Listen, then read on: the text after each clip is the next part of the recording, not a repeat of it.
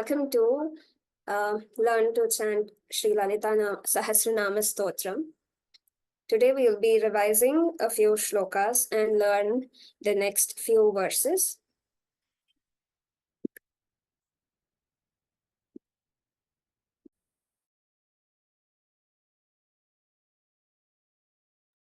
Let's start with Guru Vandanam and go to the Dhyanam. Chant the first shloka.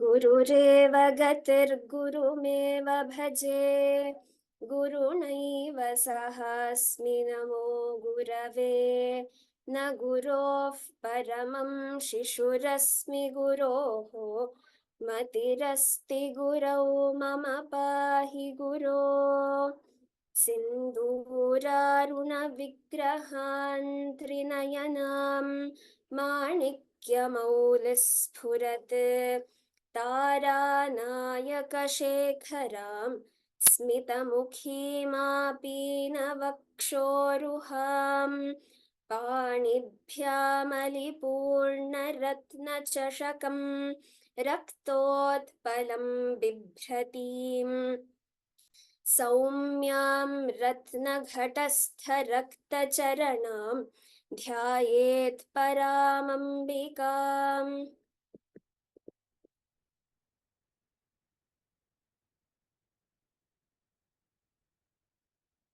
ॐ श्रीमाता श्रीमहाराज्ञी श्रीमत्सिंहासनेश्वरी चिदग्निकुण्डसम्भूता देवकार्यसमुद्यता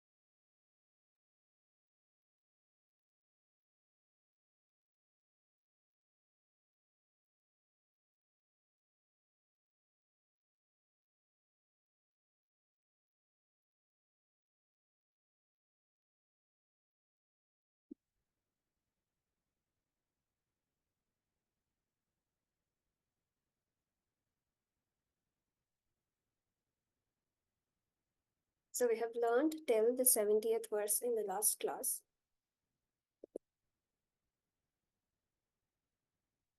Let us continue from the 71st verse.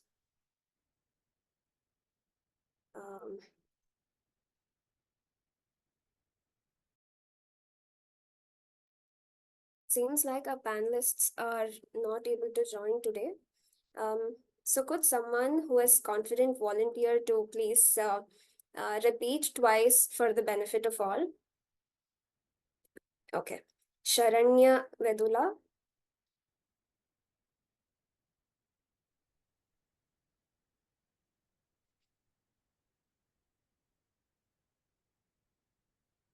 Hemalata Bhagini.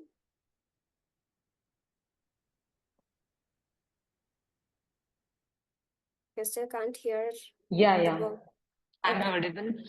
Yes. Would you like to please repeat for today? Yes, I will repeat. Thank you so much. So let's get started. 71st verse. The words here are Raja Rajarchita, Ragni, Ramya, Rajiva Lochana. Then in the second verse, second line, we have Ranjani, Ramani,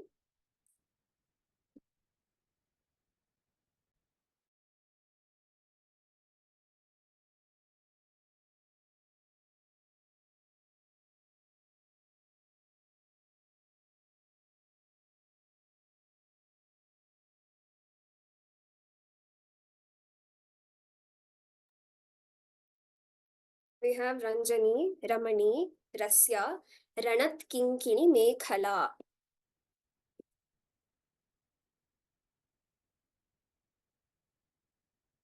Sai Smriti, would you be able to repeat?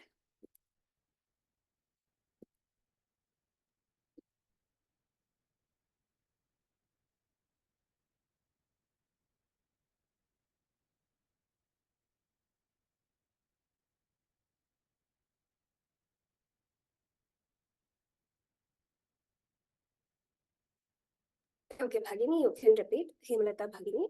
Let's start. Rajarajārchita Ragni.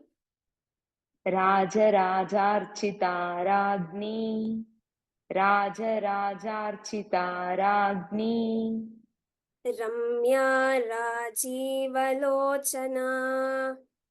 रम्या राजीवलोचना रम्या राजीवलोचना रञ्जनी रमणीरस्य.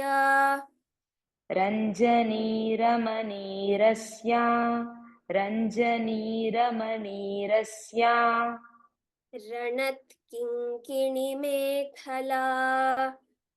रणत्किङ्किणिमेखला रणत्किङ्किणिमेखला. Okay, let's do one line at a time now. Rajarajārchita Ragni. Ramya Rajeevalochana. राजराजार्चिता राज्ञी रम्या राजीवलोचना राजराजार्चिता राज्ञी रम्या राजीवलोचना रञ्जनी रमणीरस्य रणत्किङ्किणिमेखला. रञ्जनीरमणीरस्या रणत्किङ्किणिमेखला रञ्जनीरमणीरस्या रणत्किङ्किणिमेखला. Excellent. Let's do the whole verse now. Rajarajārchita Ragni Ramya Rajeevalochana Ranjani Ramanirasya Ranatkinkini-mekhala.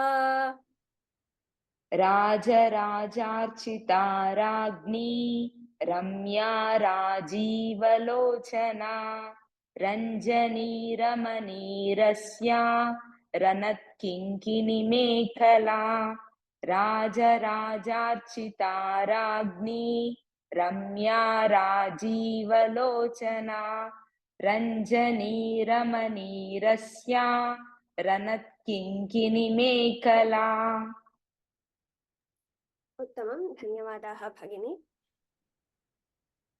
So taking a look at this again, it's a very easy verse with just one Mahaprana in Mekhala towards the end. Moving on to the 72nd verse. The words here are Rama, Rakendu Vadana, Rati Rupa, Rati Priya, Rakshakari, Rakshasagni, Rama, Ramana Lampata. So these are the names of Sri Lalita Tripura Sundari Mahadevi. So let us start chanting these. Sai Smriti, please repeat. We'll do it Pada wise first.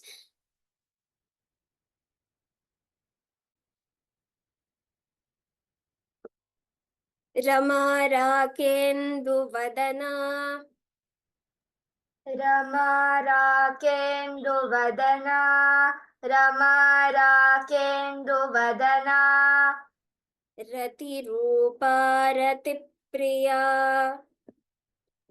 Rati Rupa Rati Priya, Rati Rupa Rati Priya, Rakshakari Rakshasagni, रक्षाकरी राक्षसघ्नी रक्षाकरी राक्षसघ्नी रामा रमणलम्पट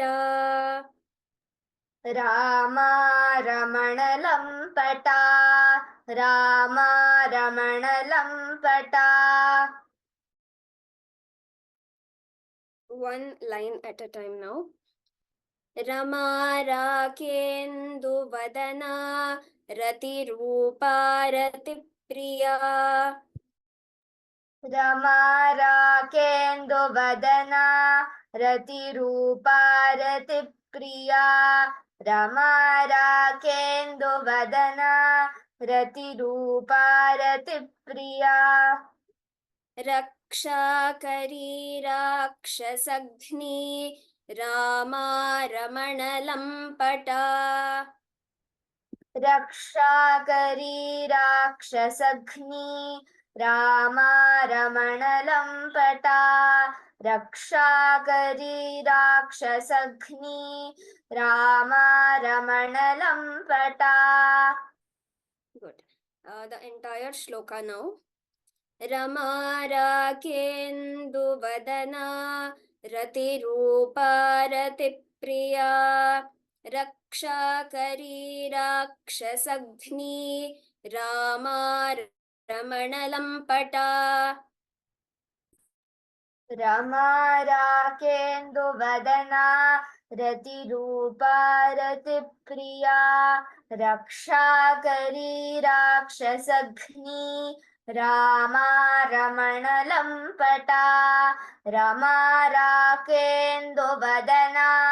रतिरूपा Ratipriya रक्षाकरी राक्षसघ्नी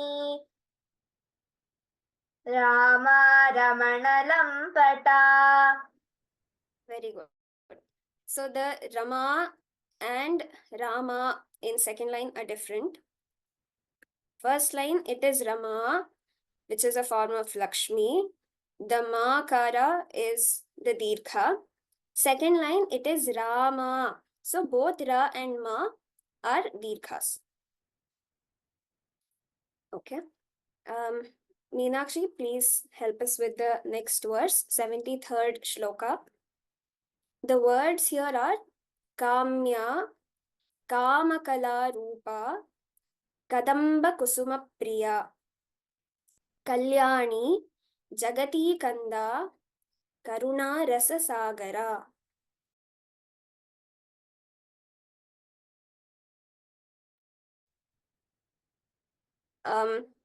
Let's do it pada wise.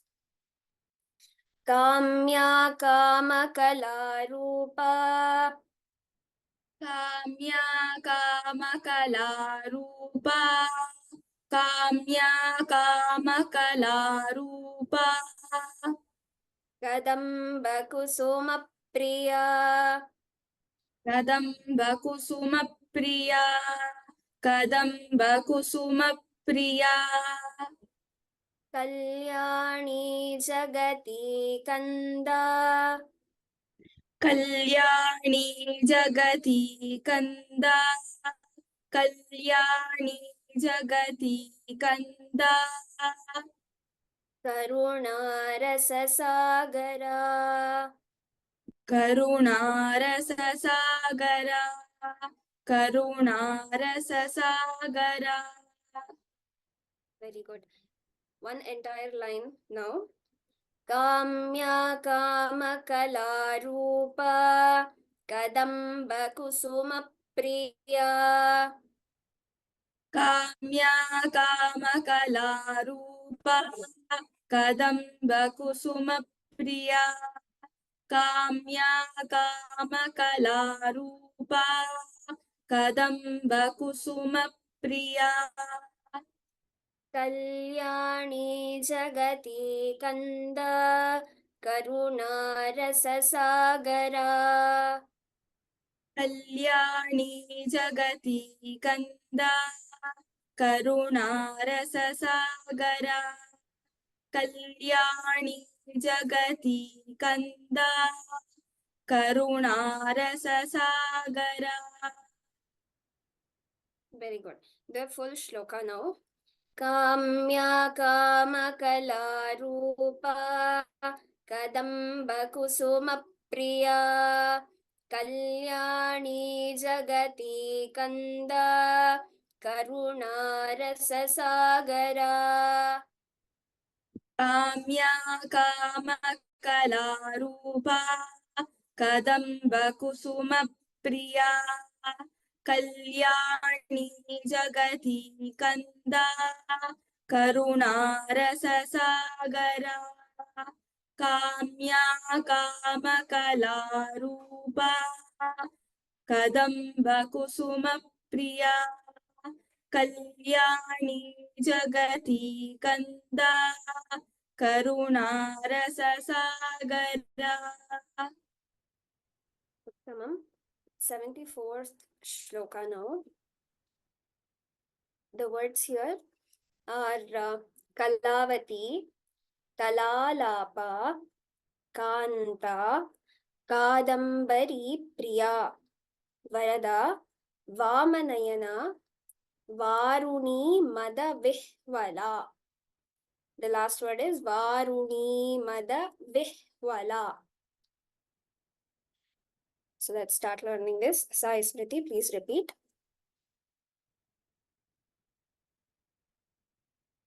Kalavati Kalalapa. Kalavati कलालापा Kalavati कलालापा Kanta Kadambari Priya. कान्ता कादम्बरी प्रिया कान्ता कादम्बरी प्रिया Varada Vamanayana.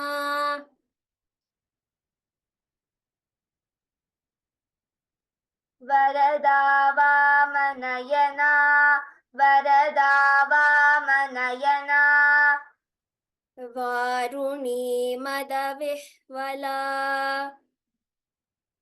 वारुणी मदविह्वला वारुणी मदविह्वला One line together.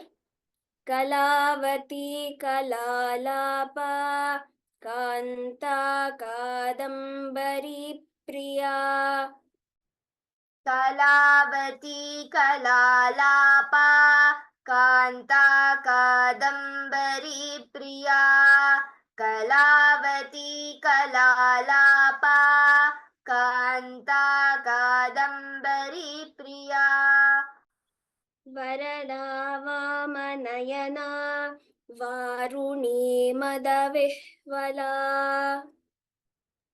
वरदा वामनयना वारुणी मदविह्वला वरदा वामनयना वारुणी मदविह्वला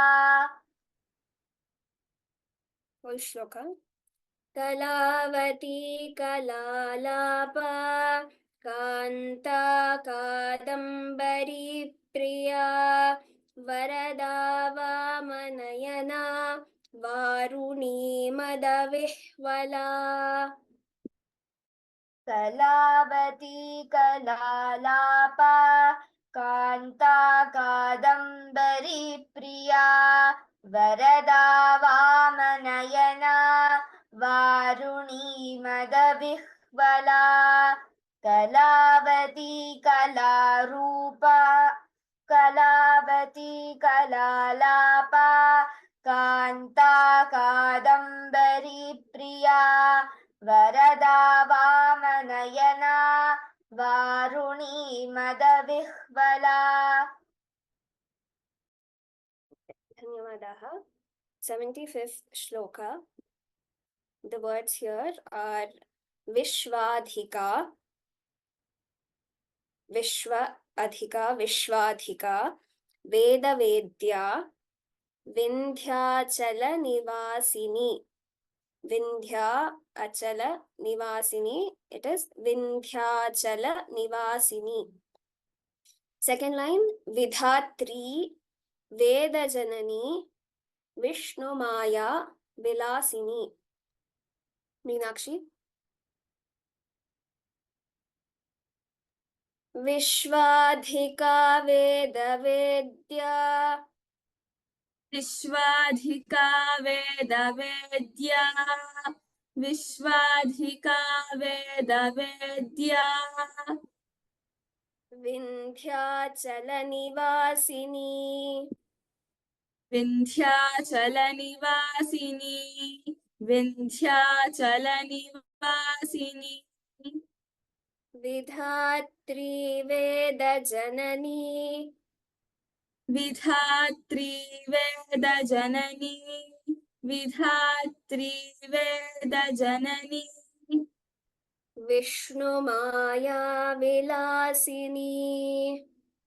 Vishnumaya Vilasini Vishnumaya Vilasini Vishwadhika Vedavedya. Vindhyachalanivasini. विश्वाधिका वेदवेद्या विन्ध्याचलनिवासिनी विश्वाधिका वेदवेद्या विन्ध्याचलनिवासिनी Vidhatri Vedajanani. Vishnumaya Vilasini.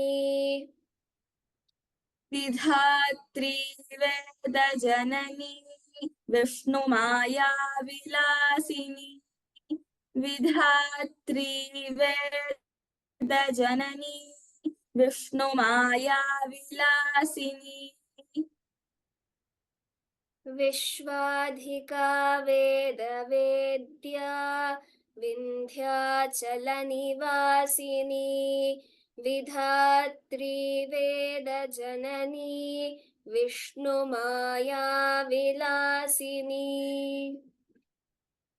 विश्वाधिका वेदवेद्या विन्ध्याचलनिवासिनी Vidhatri वेदजननी Vishnumaya Vilasini विश्वाधिका वेदवेद्या विन्ध्याचलनिवासिनी Vidhatri वेदजननी Vishnumaya Vilasini Uttamam.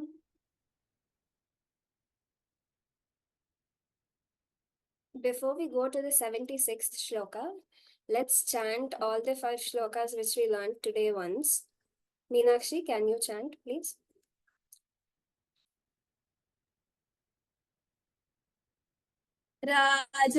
राजराजार्चिता राज्ञी रम्या राजीवलोचना रञ्जनी रमणीरस्या रणत् किङ्किणी मेखला रमा राकेन्दुवदना रतिरूपा रतिप्रिया रक्षाकरी राक्षसघ्नी रामा रमणलम्पटा काम्या कामकलारूपा कदम्बकुसुमप्रिया कल्याणी जगती कन्दा करुणारससागरा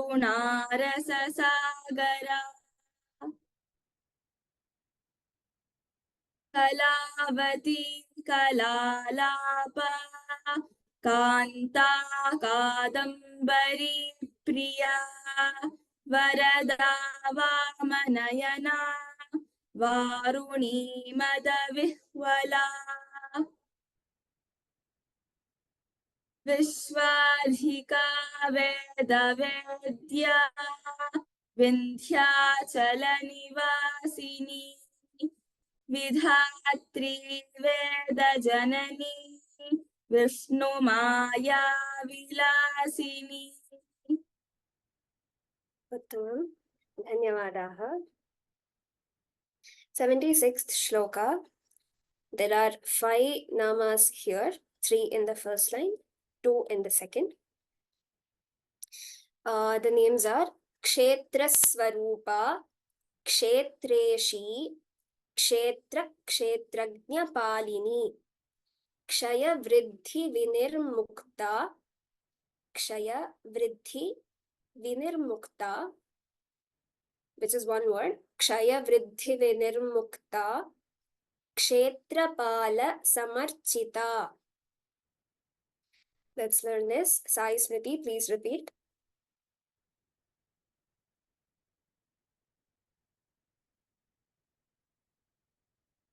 Kshetraswarupa, Kshetraswarupa, Kshetraswarupa, Kshetreshi, Kshetreshi, Kshetreshi, Kshetra Kshetrajnapalini, Kshetra Kshetrajnapalini, Kshetra Kshetrajnapalini, Kshaya Vriddhi Vinirmukta, Kshaya Vriddhi Vinirmukta, Kshaya Vriddhi Vinirmukta, Kshetrapala Samarchita, Kshetrapala Samarchita, Kshetrapala Samarchita, one pada now. Kshetraswarupa, Kshetreshi, Kshetraswarupa, Kshetreshi, Kshetraswarupa, Kshetreshi, Kshetra Kshetrajnapalini, Kshetra Kshetrajnapalini, Kshetra Kshetrajnapalini, Kshaya Vriddhi Vinirmukta, Kshaya Vriddhi Vinirmukta, Kshaya Vriddhi Vinirmukta, Kshetrapala Samarchita, Kshetrapala Samarchita, Kshetrapala Samarchita, Kshetraswarupa, Kshetreshi, Kshetra Kshetrajnapalini, Kshetraswarupa, Kshetreshi, Kshetra Kshetrajnapalini, Kshetraswarupa, Kshetreshi, Kshetra Kshetrajnapalini, Kshaya Vriddhi Vinirmukta, Kshetrapala Samarchita, Kshaya Vriddhi Vinirmukta, Kshetrapala Samarchita, Kshaya Vriddhi Vinirmukta, Kshetrapala Samarchita. Okay. Let's pay attention to all the stresses and where we do not stress and chant the full shloka now. Kshetraswarupa, Kshetreshi, Kshetra Kshetrajnapalini, Kshaya Vriddhi Vinirmukta, Kshetrapala Samarchita.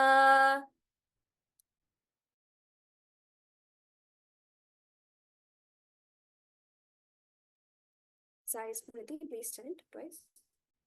Kshetraswarupa, Kshetreshi, Kshetra Kshetrajnapalini, क्षयवृद्धिविनिर्मुक्ता क्षेत्रपालसमर्चिता क्षेत्रस्वरूपा क्षेत्रेशी क्षेत्रक्षेत्रज्ञपालिनी क्षयवृद्धिविनिर्मुक्ता क्षेत्रपालसमर्चिता. Very good. Dhanyavadaha. 77th shloka. This is relatively easier. Here we have 4 names in the first line. Vijaya, Vimala, Vandya, Vandaru Janavatsala. 3 names in the second line. Vagvadini, Vamakeshi, Vanhi Mandala Vasini. So if you're curious about the meanings of all these, there are simple meanings given in English here. Meenakshi, please repeat.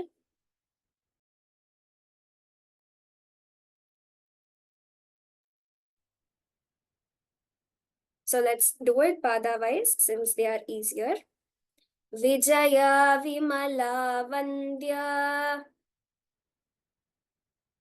Yeah Vimala वन्द्या Vijaya Vimala वन्द्या Vandaru Janavatsala. वन्दारुजनवत्सला वन्दारुजनवत्सला Vagvadini Vamakeshi. वाग्वादिनी वामकेशी वाग्वादिनी वामकेशी Vanhi Mandalavasini. वह्नि मण्डलवासिनी वह्नि मण्डलवासिनी Vijaya, Vimala, Vandya, Vandaru Janavatsala. विजया विमला वन्द्या वन्दारुजनवत्सला विजया विमला वन्द्या वन्दारुजनवत्सला Vagvadini Vamakeshi. Vanhi Mandalavasini. वाग्वादिनी वामकेशी वह्नि मण्डलवासिनी वाग्वादिनी वामकेशी वह्नि मण्डलवासिनी. So before we chant the entire shloka, in the second line, last word, Vanhi Mandala Vasini. Though it is written a little differently, the way we pronounce it is like numbers 1, 2, 3, Vanhi. Okay, so Vanhi Mandala Vasini. Full shloka now. Vijaya Vimala Vandya Vandaru Janavatsala Vagvadini Vamakeshi Vanhi Mandalavasini. विजया विमला वन्द्या वन्दारुजनवत्सला वाग्वादिनी वामकेशी वह्नि मण्डलवासिनी विजया विमला वन्द्या वन्दारुजनवत्सला वाग्वादिनी वामकेशी वह्नि मण्डलवासिनी. Uttamam, dhanyavadaha. 78th shloka. 4 namas in this complete shloka. Excuse me. Bhakti mat kalpa latika Pashupasha vimochini Samhrita shesha pashanda Sadachara pravartika. So let's take a look at this again slowly. First word, it is Bhakti mat kalpa latika. bhakti, bhaktimat, bhaktimat kalpa latika. Second word, pashu pasha vimochini, Pashupasha Vimochini. Third word, third nama is Samhrita Shesha Pashanda. Samhrita Ashesha Pashanda. Samhrita Shesha Pashanda. Pay attention to the shakara there. The fourth nama is very easy. Sadachara Pravartika. Okay, there is just one Mahaprana in Bhakti.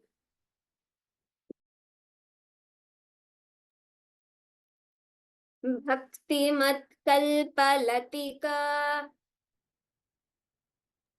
भक्तिमत्कल्पलतिका भक्तिमत्कल्पलतिका Pashupasha-vimochini. पशुपाशविमोचिनी पशुपाशविमोचिनी Samhrita-shesha-pashanda. संहृता शेषपाषण्डा संहृता शेषपाषण्डा Sadachara-pravartika.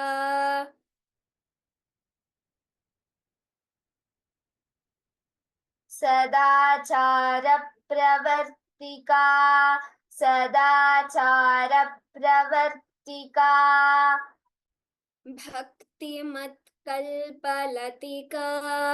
Pashupasha-vimochini. भक्तिमत्कल्पलतिका पशुपाशविमोचिनी भक्तिमत्कल्पलतिका पशुपाशविमोचिनी Samhrita-shesha-pashanda. Sadachara-pravartika. संहृता शेषपाषण्डा सदाचारप्रवर्तिका संहृता शेषपाषण्डा सदाचारप्रवर्तिका Bhaktimat-kalpalatika. Pashupasha-vimochini. Samhrita-shesha-pashanda. Sadachara-pravartika. भक्तिमत्कल्पलतिका पशुपाशविमोचिनी संहृता शेषपाषण्डा सदाचारप्रवर्तिका भक्तिमत्कल्पलतिका पशुपाशविमोचिनी संहृता शेषपाषण्डा सदाचारप्रवर्तिका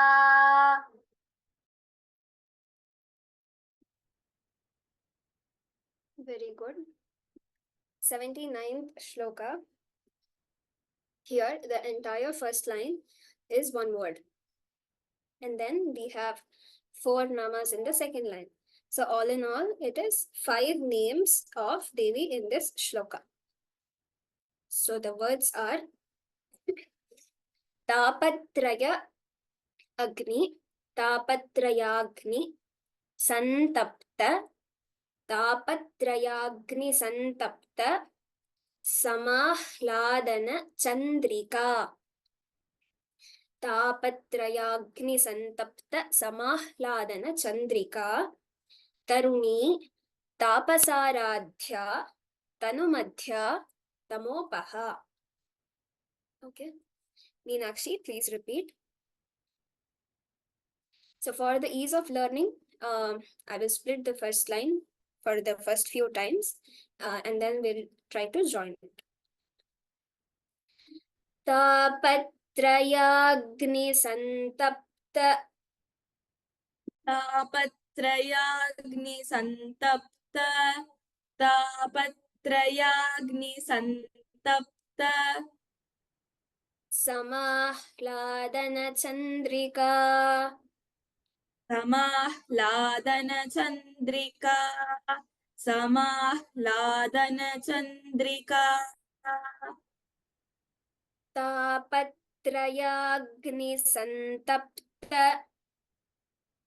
तापत्रयाग्निसन्तप्त तापत्रयाग्निसन्तप्त समाह्लादनचन्द्रिका समाह्लादनचन्द्रिका समाह्लादनचन्द्रिका तरुणी तरुणी तरुणी तापसाराध्या तापसाराध्या तापसाराध्या तनुमध्या तनुमध्या तनुमध्या तमोपहा तमोपहा तमोपहा तरुणी तापसाराध्या तरुणी तापसाराध्या तरुणी तापसाराध्या तनुमध्या तमोपहा तनुमध्या तमोपहा तनुमध्या तमोपहा तापत्रयाग्निसन्तप्त समाह्लादनचन्द्रिका तापत्रयाग्निसन्तप्त समाह्लादनचन्द्रिका तापत्रयाग्निसन्तप्त समाह्लादनचन्द्रिका तरुणी तापसाराध्या तनुमध्या तमोपहा तरुणी तापसाराध्या तनुमध्या तमोपहा तरुणी तापसाराध्या तनुमध्या तमोपहा तापत्रयाग्निसन्तप्त समाह्लादनचन्द्रिका तरुणी तापसाराध्या तनुमध्या तमोपहा तापत्रयाग्निसन्तप्त समाह्लादनचन्द्रिका तरुणी तापसाराध्या तनुमध्या तमोपहा तापत्रयाग्निसन्तप्त समाह्लादनचन्द्रिका तरुणी तापसाराध्या तनुमध्या तमोपहा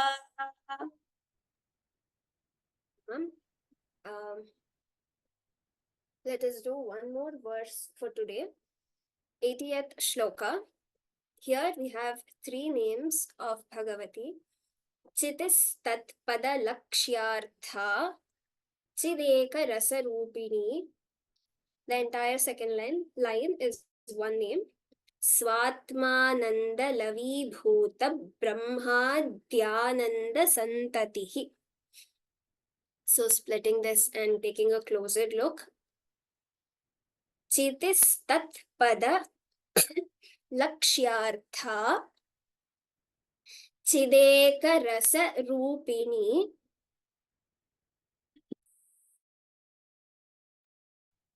swatmananda lavibhuta brahmadi ananda santatihi brahmadhyananda santatihi. So swatmananda lavibhuta brahmadhyananda santatihi. So try to tell the whole thing in one breath with correct stresses. Shall we begin?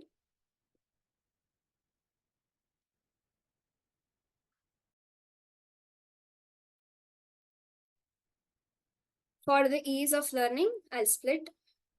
Chitistatpada, चितिस्तत्पद चितिस्तत्पद lakshyartha, लक्ष्यार्था लक्ष्यार्था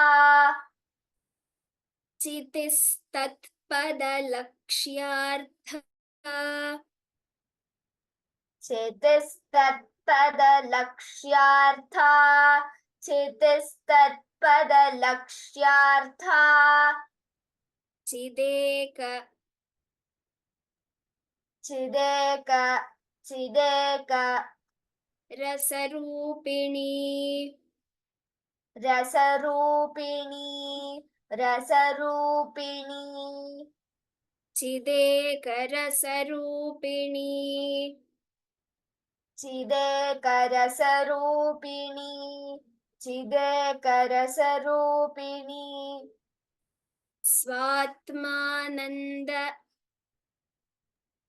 स्वात्मानन्द स्वात्मानन्द lavibhuta, लवीभूत लवीभूत swatmananda lavibhuta, स्वात्मानन्दलवीभूत स्वात्मानन्दलवीभूत brahmadhyananda, ब्रह्माद्यानन्द ब्रह्माद्यानन्द santatihi, सन्ततिः सन्ततिः brahmadhyananda santatihi, ब्रह्माद्यानन्दसन्ततिः ब्रह्माद्यानन्दसन्ततिः swatmananda lavibhuta, स्वात्मानन्दलवीभूत स्वात्मानन्दलवीभूत brahmadhyananda santatihi, ब्रह्माद्यानन्दसन्ततिः ब्रह्माद्यानन्दसन्ततिः swatmananda lavibhuta brahmadhyananda santatihi, स्वात्मानन्दलवीभूत ब्रह्माद्यानन्दसन्ततिः स्वात्मानन्दलवीभूत ब्रह्माद्यानन्दसन्ततिः chitistatpada lakshyartha, chidekarasarupini, चितिस्तत्पदलक्ष्यार्था चिदेकरसरूपिणी चितिस्तत्पदलक्ष्यार्था चिदेकरसरूपिणी swatmananda lavibhuta brahmadhyananda santatihi, स्वात्मानन्दलवीभूत ब्रह्माद्यानन्दसन्ततिः स्वात्मानन्दलवीभूत ब्रह्माद्यानन्दसन्ततिः chitistatpada lakshyartha, chidekarasarupini, swatmananda lavibhuta brahmadhyananda santatihi, चितिस्तत्पदलक्ष्यार्था तत्पदलक्ष्यार्था चिदेकरसरूपिणी स्वात्मानन्दलवीभूतब्रह्माद्यानन्दसन्ततिः चितस्तत्पदलक्ष्यार्था चिदेकरसरूपिणी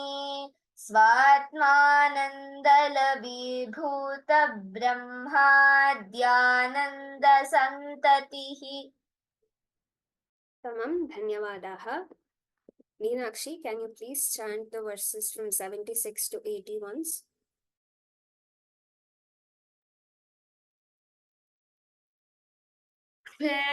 क्षेत्रस्वरूपा क्षेत्रेशी क्षेत्रक्षेत्रज्ञपालिनी क्षयवृद्धिविनिर्मुक्ता क्षेत्रपालसमर्चिता विजया विमला वन्द्या वन्दारुजनवत्सला वाग्वादिनी वामकेशी वह्नि मण्डलवासिनी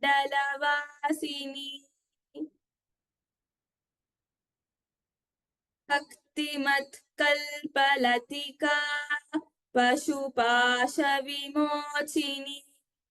संहृता शेषपाषण्डा सदाचारप्रवर्तिका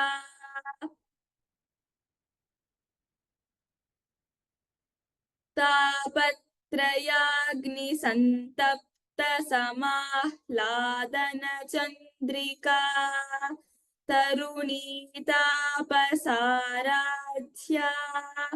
तनुमध्यातमोपहा चितिस्तत्पदलक्ष्यार्था चिदेकरसरूपिणी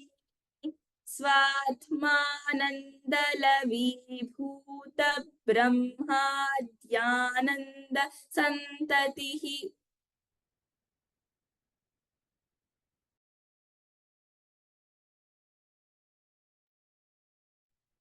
Tamam, dhanyavadaha. So let's conclude today's class with the 80th shloka here.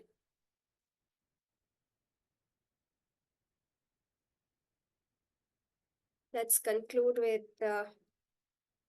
Sarvamangalamangalye. Sarvamangalamangalye Shive Sarvarthasadhike Sharanye Triambake Gauri Narayani Namostute.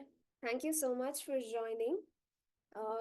We will not have the participants chanting out loud today. Let us all practice at home and look forward to more sessions and more practice sessions.